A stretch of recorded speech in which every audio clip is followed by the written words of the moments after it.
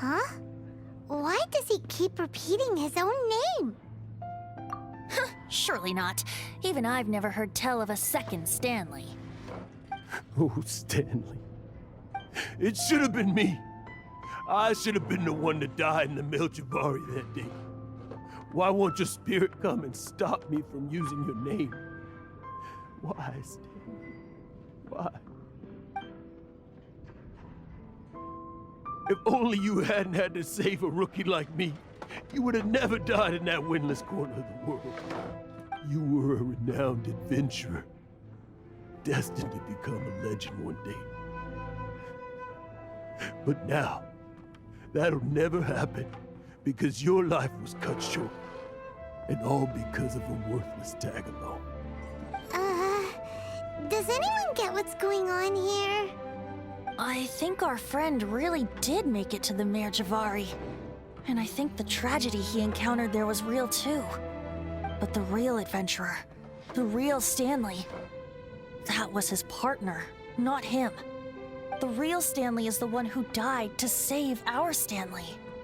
Wait, so the only reason our Stanley is called Stanley in the first place is because he stole the other Stanley's name? I fear that may be the case. Stanley, for so many years I've lived in fear. Fear that Mondstadt will forget all about you. So I tell you adventure stories at every opportunity. Mondstadt must remember. Stanley reached the center of the Madrivari. He's the greatest adventurer there ever was, and he lives on. Stanley will never die, because I am Stanley. I am Stanley. I'm sorry, Stanley. I'm getting too old. Now, are you guys planning on eavesdropping much longer? Yikes! We're busted!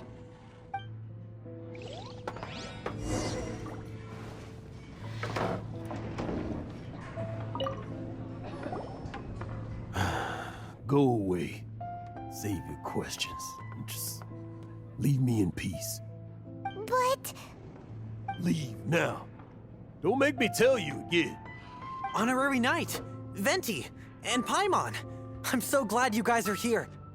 I've been looking for you everywhere.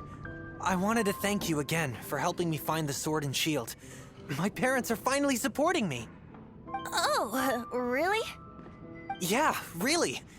They even said they're gonna pay for someone to fix up the Sword of Brilliant Valor and Shield of Magnificent Honor for me, so I can take them out on the road. That's wonderful!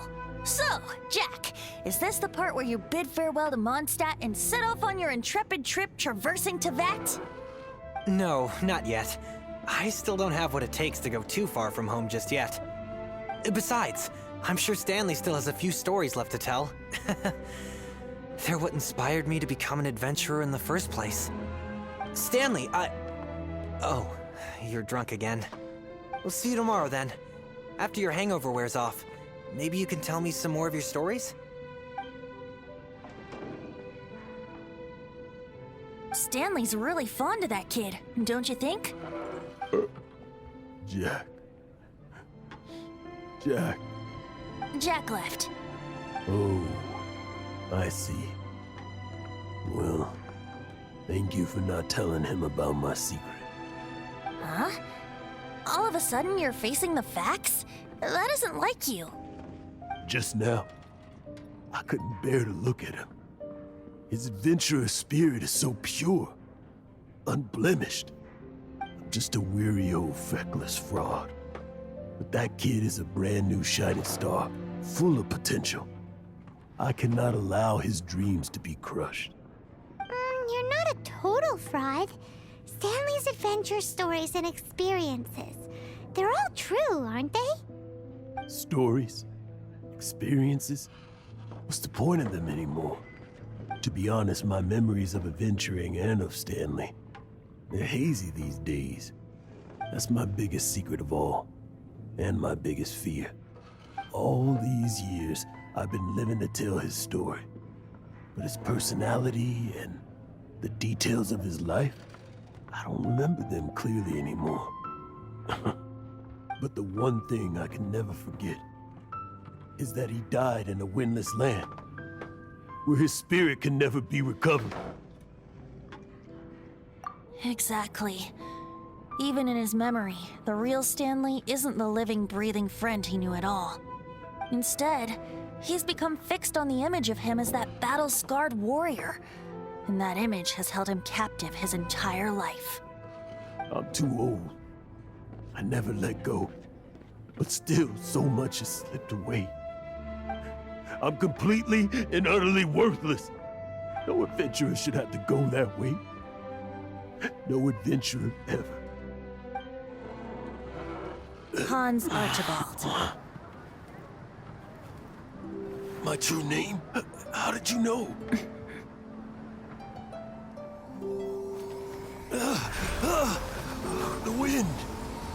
I can hear the wind blowing in the Mare Javari.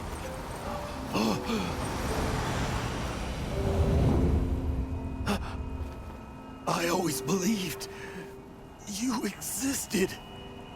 Will you hand me your old friend's spirit?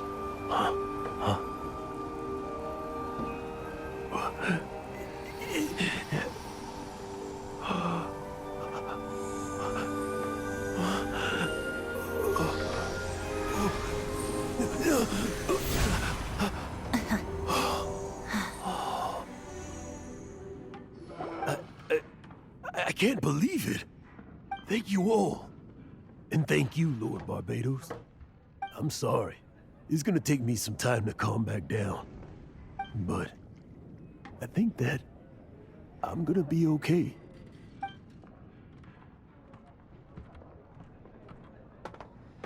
Ah, wonderful! Stanley reconnected with his true self and Jack can finally go his own way. This calls for a celebration. And by celebration, I do, of course, mean libation. And by libation, you mean you're not leaving this tavern till you're too drunk to walk, right? No, the wine here's too expensive. Jack still owes me some wine, though. He promised me a rare vintage in exchange for helping him out, remember? I'll head off to fetch the wine. See you shortly. Let's meet at the usual place. Huh? Where's that supposed to be? Why has Paimon never heard of it? Hey, Tone Deaf Bard!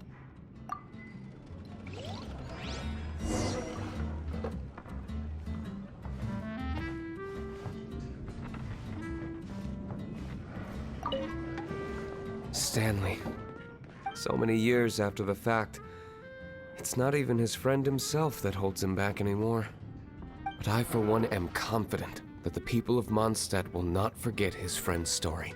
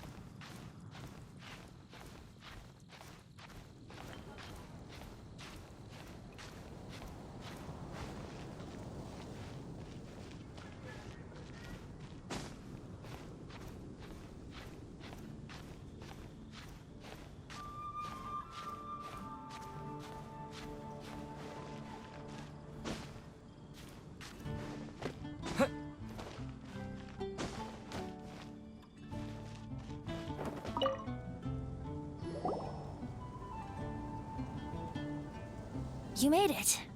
Finally. Just tell us where you meet next time, okay? We looked everywhere. So, did you at least manage to find your wine? Yep. Well, sort of. Jack made it out to be a rare collector's edition vintage, when actually it's just a half bottle of regular cider. This takes me back. The first time I saw this view, I hadn't even taken on this form yet. It was about 2,600 years ago, before the world had come under the rule of the Seven. At that time, Old Mondstadt was ruled by a tyrant who sealed off the city's perimeter with a ferocious hurricane. Even the birds couldn't get in or out. Old Mondstadt?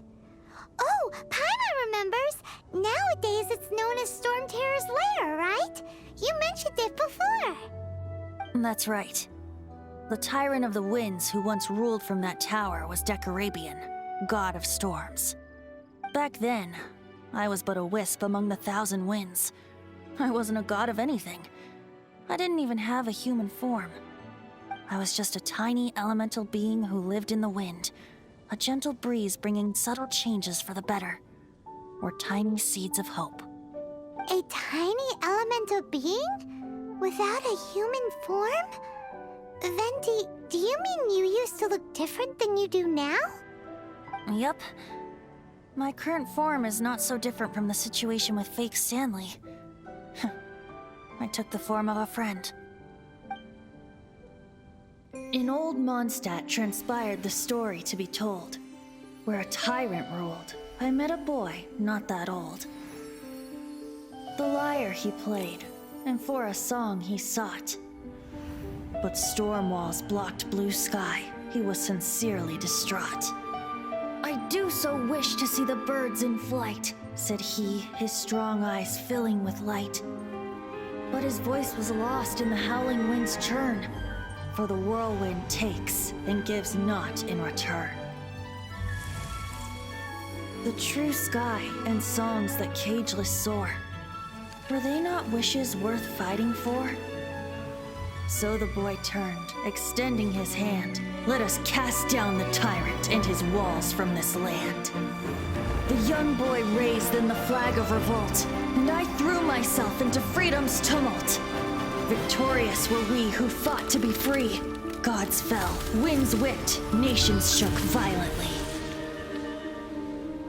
In the smoke, a despot met his doom, and we watched as his great tower fell none too soon. Mondstadt began anew, the story passed down, and since then never has another worn its crown. So then what? What happened to your friend? Say, Paimon, do you wish to hear the next part of the story? Yes, of course! The suspense is killing Paimon! But Venti's telling his story! What makes you suddenly want to have a meat feast? Getting a little peckish or something. Paimon's had it up to here with you! You know, you're so smart it almost makes me uncomfortable sometimes. But then, maybe it's right that true friends can tell what the other is thinking. A refreshing drink, a gentle breeze. Moments like this always take me back. Back to a song that I first heard from him. Fly, fly away. Like a bird in the sky. See the world on my behalf. To the heavens may you fly.